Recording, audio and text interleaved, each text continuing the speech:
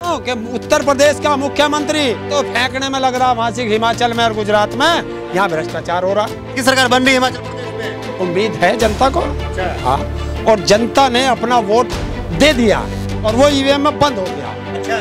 अब उसके साथ क्या खेल होगा ये देखना। खेल होगा, खेला होगा, हिमाचल में खेला होगा, सब जगह खेला ही होगा।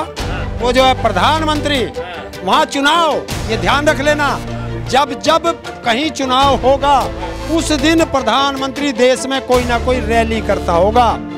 दोस्तों नमस्कार, मैं हूं आपका दोस्त जाहिद। आप देख रहे हैं डेली। इस वक्त हमारे साथ मौजूद है बातचीत करने के लिए हरेंद्र ताऊ। इनसे जुड़ेंगे और जानने की कोशिश करेंगे कि जिस तरीके से आपने देखा होगा कि देश के, चाहे वो गृह मंत्री हो या देश के प्रधानमंत्री मोदी हो, उन्होंने जो है अपनी पूरी जान डाल दी है कि किसी तरीके से जो है हिमाचल प्रदेश का जो चुनाव है उसको जीता जाए। वहीं पर जो है कांग्रेस जो है मजबूती से जो है वहाँ पे चुनाव लड़ी है। अब बताया जा रहा है कि वहाँ पे जो लड़ाई है वो कांटे की टक्कर की लड़ाई है। तो मेरे साथ यहाँ पे ताऊ है, इनसे जुड़ेंगे, जानने की कोशिश करेंगे। ताऊ, सबसे पहला सवाल आपसे ये है कि ये बताइए कि जिस तरीके से देश के प्रधानमंत्री हों या चाहे गृह मंत्री अमित शाह हो, उन्होंने जो अपनी पूरी जान डाल दी है कि किसी तरीके से जो है हिमाचल प्रदेश को जो जीता जाए, तो आपको क्या लग रहा है कि इस बार जो है क्या भाजपा फिर से हिमाचल प्रदेश के अंदर सरकार बनाने में कामयाब हो जाएगी या कांग्रेस की जो है सरकार बन रही है?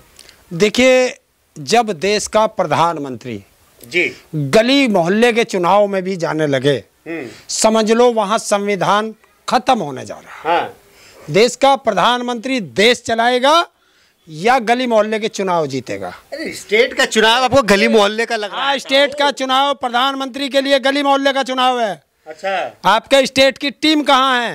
हाँ। आपके जो प्रदेश की कार्यकारिणी कहाँ है?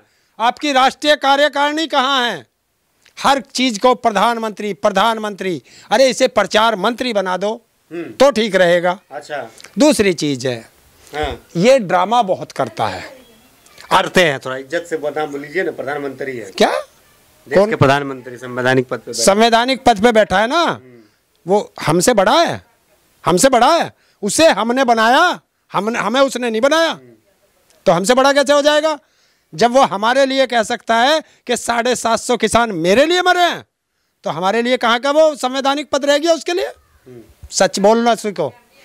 तो वहाँ गुजरात में हर जगह जाता है, परिवारवाद की बात करता है, और परिवारवाद खुद पालो बैठा है अपनी बगल में।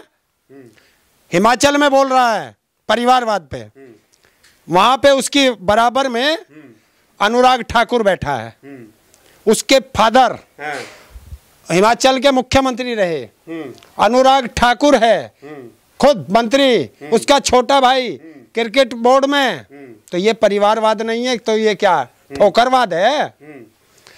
अमित शाह ये परिवारवाद नहीं है तो क्या? राजनाथ ये परिवारवाद नहीं है तो क्या? किस किस का नाम लूं? सिंधिया परिवारवाद नहीं है तो क्या? उत्तर प्रदेश में आ जा, ये जो PWD मंत्री बना रखा है, ये परिवारवाद है या नहीं? जितिन प्रसाद, तो ये क्या है? तो अमित शाह का बेटा जैसा कौन सा राजनीति में है? और क्या है क्रिकेट कंट्रोल बोर्ड में? क्या है क्रिकेट कंट्रोल बोर्ड में? हमारी नौकरी 4 साल की, और जब बेटे पे बात आई तो संविधान ही बदल दिया कि बेटे की नौकरी बची रहे।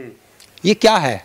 ड्रामा ना करो पत्रकार महोदय, मुद्दे पे बात करो, जनता को सही दिखाओ। तो क्या लग रहा है, हिमाचल प्रदेश में सरकार बन रही है भाजपा की? देखिए, जैसा वहां के लोगों से मेरी बात हुई, हाँ। तो सरकार नहीं बनेगी। किसकी? बीजेपी की। क्यों नहीं बनेगी? जनता है कैसे वो ड्रामा देख नहीं रही? हिमाचल के लोग जानते हैं, उनको रोजगार चाहिए। वहाँ कितनी महंगाई है, वहाँ किसान किस तरह परेशान है, बेरोजगार किस तरह परेशान है, वहाँ पानी तक के लिए लोग परेशान हैं, तो वो क्यों मानेंगे? अच्छा, एक चीज बताइए कि जिस तरीके से क्या नाम है हिमाचल प्रदेश के अंदर जो है ये बताया जाता है कि कांटे की टक्कर है, गुजरात में तो एक तरफा जो है भाजपा जीत रही है, इस चीज को तो खराब मानेंगे ताऊ? नहीं, जीत नहीं रही। हाँ। पर जिता लेंगे। कैसे? साम दाम दंड भेद, ED CBI सब लगा दिया, सब झोंक दिया गुजरात में, तो जीत जाएंगे। जनता वोट नहीं देगी, कैसे जीतेंगे वो ये देख लो। अगर कांग्रेस गुजरात में जीतती है तो सरकार बीजेपी की बनेगी। अगर गुजरात में आम आदमी पार्टी जीतती है तो सरकार मोदी की बनेगी। जीतो कोई, सरकार मोदी की बनेगी। कैसे, बता दीजिएगा। देखिए, अगर वहाँ 10-5 सीट से ये हारती है बीजेपी, तो ये अपनी सीबीआई और ईडी और इनकम टैक्स लगा करके 10-5 विधायकों का इस्तीफा करा देंगे, जो इन्होंने मध्य प्रदेश में कराया। अच्छा, अगर नहीं कराया, कांग्रेस या आम आदमी पार्टी की वहां सरकार बन गई, तो मोदी तो झोला उठा के विदेश भागे ही भागेगा। कितने वहां के मंत्री आत्महत्या करेंगे, कितने जेल जाएंगे, अच्छा, ये गिनती नहीं हो पाने की। जो 27 साल का जो काला चिट्ठा वहां फाइलों में बंद है, वो खुलेगा। अच्छा, तुरंत। तो लग रहा है कि मतलब गुजरात के साथ जो है नाइंसाफी हुई है इन 27 सालों के अंदर। बिल्कुल है। देखिए, वहां की अगर आप जाओगे, अच्छा एक चीज बताओ, ये मोदी कहता है ना भ्रष्टाचार करता हूं ना करने देता हूं।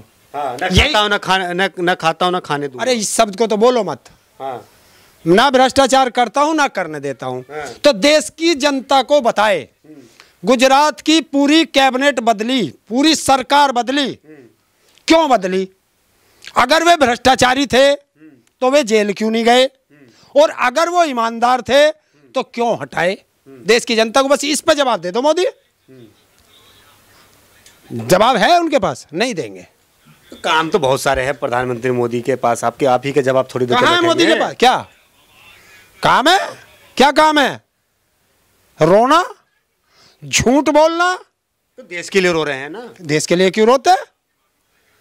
जब देश की है 750 किसानों की हत्या हुई, हत्या, और मोदी ये कहता है कि मेरे लिए मरे हैं। किसानों का हत्यारा उसकी बराबर में बैठा है, रोया, ट्वीट करा, कुछ करा। 150 से ज्यादा मोरबी में इनके भ्रष्टाचार की भेंट चढ़ गए लोग, और अपने आप रैलियां करता फिर रहा, ड्रेस बदलता फिर रहा। ये है प्यार जनता से? ये इसे कहते हैं नफरत। ये कहते हैं जनता की लाशों पर राजनीति करना। देश की जनता की लाशों पर राजनीति करना कहते हैं इसे।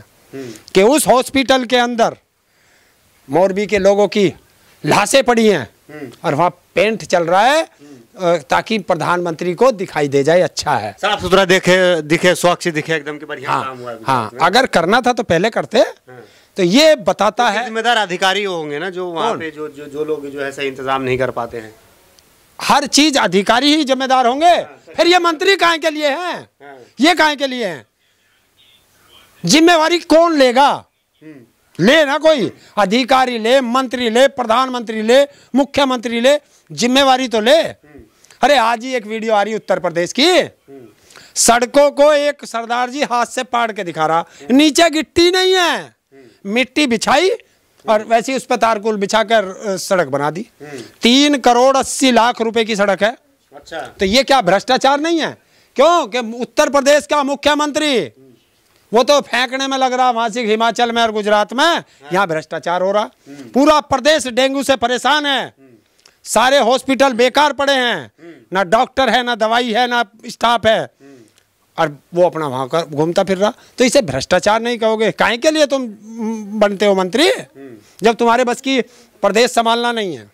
तो एक सवाल है कि जिस तरीके से कांग्रेस का नारा था हिमाचल प्रदेश के अंदर कि कांग्रेस 60 और बीजेपी 8, तो ऐसा कुछ आपको खबर आई है कि कांग्रेस 60 और बीजेपी 8, यानी कि 67 सीट है, जिसमें कि क्या नाम है 60 सीट कांग्रेस जीत रही है और 8 सीट सिर्फ भाजपा जीतेगी। देखिए, इतना भविष्यवक्ता तो मैं नहीं हूँ। हाँ, क्योंकि मैं वो मूर्ख नहीं हूँ जो चैनल पे 11-11 लोग बैठ के और भारत की टीम को जिता रहे थे भविष्यवाणी करके, और फिर पता नहीं किस झोपड़े में जाकर बढ़ गए। तो मैं वो भविष्यवक्ता नहीं हूँ। भविष्यवक्ता होती है जनता। जनता से बड़ा कोई भविष्यवक्ता नहीं। अब हिमाचल कांग्रेस की सरकार बन रही है हिमाचल प्रदेश में, उम्मीद है जनता को। अच्छा, हाँ, और जनता ने अपना वोट दे दिया और वो ईवीएम में बंद हो गया। अच्छा, अब उसके साथ क्या खेल होगा? हाँ, ये देखना पे अब क्या खेल होगा। अच्छा, एक चीज बताइए ताऊ। सुन भाई, 1 मिनट सुनिए, पूरा सवाल सुनिए। कि 12 तारीख में वोटिंग हो गई और 12 नवंबर को हाँ। और 8 दिसंबर को हाँ। रिजल्ट आएगा। अब ये 1 महीना क्यों ईवीएम रखी गई, इसका जवाब चुनाव आयोग दे, हाँ। जो सरकार का गुलाम बन चुका है। जवाब दे, जवाब दिलवाओ ना। लग रहा है कि ईवीएम के साथ छेड़छाड़ हो सकता है। खेल होगा, आप लोग आरोप लगाते हैं। खेल होगा, खेला होगा, खेला होगा, हिमाचल में खेला होगा, सब जगह खेला ही होगा। हाँ। मुझे ये बताओ क्यों नहीं। हाँ। और वहां पे मीटिंग चल रही है, हाँ। हैं? और वो जो है प्रधानमंत्री, हाँ। वहां चुनाव, ये ध्यान रख लेना, जब जब कहीं चुनाव होगा, हाँ। उस दिन प्रधानमंत्री देश में कोई ना कोई रैली करता होगा। अच्छा। और चुनाव आयोग चुप होगा। हाँ। तो इसे कहते हैं गुलामियत। अच्छा, इसके जिम्मेदार हैं चुनाव आयोग। बिल्कुल जिम्मेदार है, लेकिन वो कर नहीं सकता कुछ, ना बोलेगा ना कुछ करेगा, क्योंकि गुलामियत इसी को कहते हैं। वो चुनाव आयोग पंगु हो चुका है। देश से चुनाव आयोग एक संवैधानिक संस्था थी, वो खत्म हो चुकी है। अच्छा, एक सवाल और है हरिंदर ताऊ, कि जिस तरीके से प्रधानमंत्री का आपने भाषण भी सुना होगा, जिसमें कि आप लोग आपके जैसे लोगों को ही कहते हैं कि ये लोग हमेशा गरियाते रहते हैं, तो क्या मतलब क्या नफरत है मोदी जी से? देखिए, मोदी से नफरत नहीं, मोदी जो झूठ बोलता है देश की जनता से, उससे नफरत है। जो देश को गुमराह करता है, उससे नफरत है। और इन चीजों में सबसे ज्यादा, हाँ।